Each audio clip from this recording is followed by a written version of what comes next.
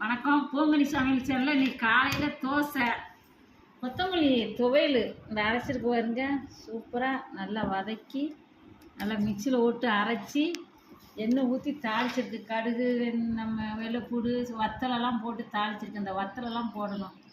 இதை வச்சு சாப்பிட்டு சூப்பராக இருக்குங்க. இட்லிக்கெல்லாம் நல்லாயிருக்கும்.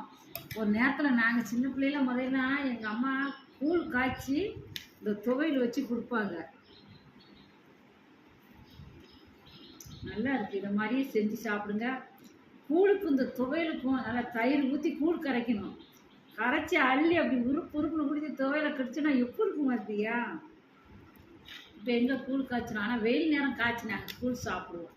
நல்லா பச்சரிசி போட்டு கூழ் காய்ச்சி இந்த துவையலை அரைச்சி. இப்போ நாட்டு கொத்தமல்லி செடி இப்போ கிடைக்கி, அந்த நேரம் கிடையாது. அப்போ கம்பெனி செடி தானே வருது.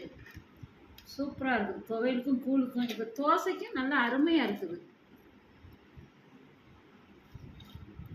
இதே மாதிரி நீங்களும் வச்சு சாப்பிடுங்க. வீடியோ விட்டுருக்கேன். இதே பக்கத்தில் அரைக்கணும். வீடியோ எடுத்து விட்ருக்கேன். கரெக்ட் புளி நல்லா பூண்டு எல்லாம் வச்சு அரைச்சி இதை மாதிரியே அரைச்சி சாப்பிடுங்க. சூப்பராக இருக்கும். இட்லிக்கும் சாப்பிட்லாம்.